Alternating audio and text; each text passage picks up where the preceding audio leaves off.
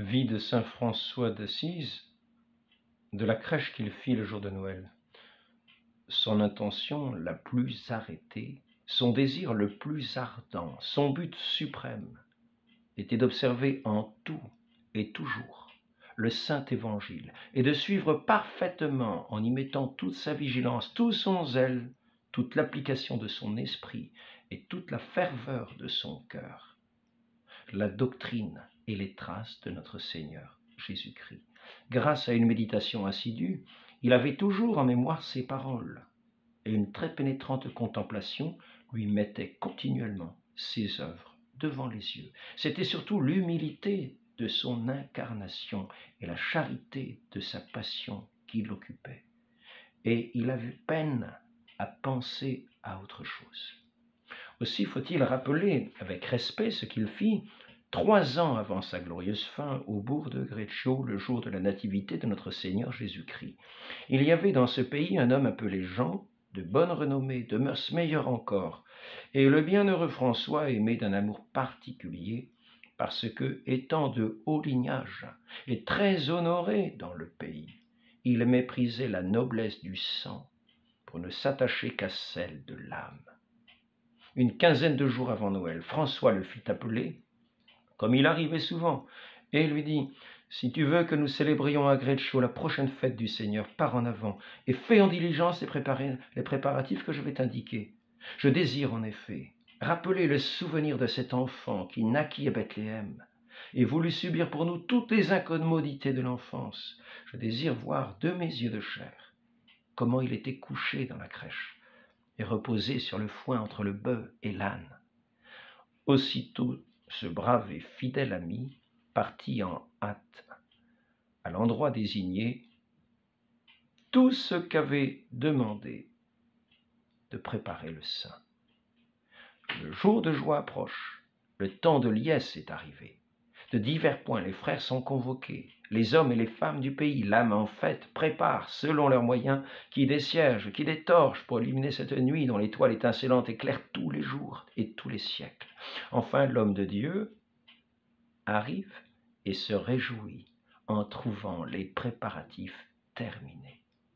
La crèche est prête, tapissée de foin, on amène le bœuf et l'âne, la simplicité est honorée, la pauvreté exaltée, l'humilité glorifiée, et Greccio devient un nouveau Bethléem.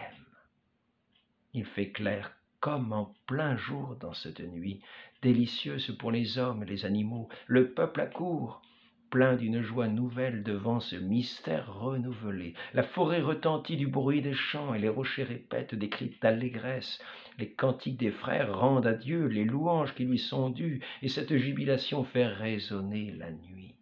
Le saint se tient debout près de la crèche, poussant de profonds soupirs, brisé par la pitié, rempli d'une indicible joie. La messe est célébrée au-dessus de la crèche, et le prêtre en ressent une consolation inconnue jusqu'alors.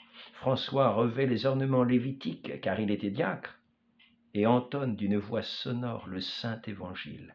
Et sa voix véhémente, sa voix douce, sa voix claire, appelle tous les assistants aux suprêmes récompenses.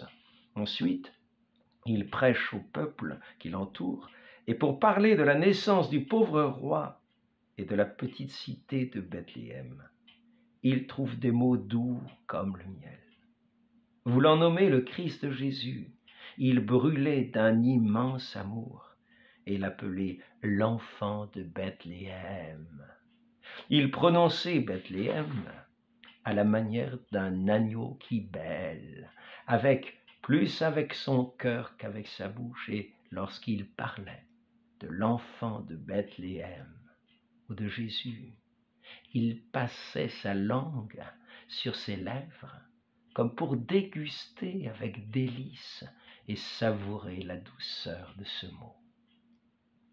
Alors, le Tout-Puissant multiplia ses bienfaits en ce lieu et favorisa d'une vision un homme d'une vertu admirable. Il vit dans la crèche un petit enfant couché, immobile, qui à l'approche du saint sembla sortir de son sommeil. Cette vision traduit bien la vérité, car l'enfant gisait, oublié, dans les cœurs, jusqu'au jour où saint François, par la grâce divine, vint le réveiller et imprimer dans les mémoires son souvenir ineffaçable. La veillée solennelle prit fin pourtant, et chacun plein de joie rentra chez soi. Le foin qui garnissait la crèche fut conservé, afin de guérir le bétail et les autres animaux, en faveur de qui Dieu multiplia sa miséricorde. Il advint en effet que, dans les contrées voisines, différentes épidémies s'abattirent sur les animaux qui furent guéris en mangeant de ce foin. Bien plus, des femmes en proie à un enfantement laborieux étaient heureusement délivrées dès qu'on en posait sur elles quelques brins. Hommes et femmes vinrent en foule en ce lieu et obtinrent par la guérison de maladies diverses. Sur cet emplacement, on consacra un temple au Seigneur. L'autel qu'on édifia au-dessus de la crèche et l'église elle-même furent consacrés au bienheureux Père François.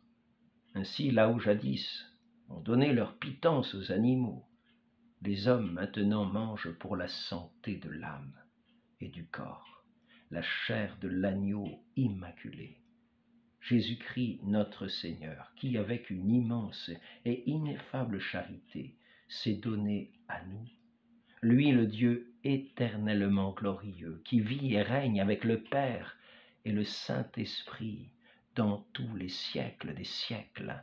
Amen. Alléluia.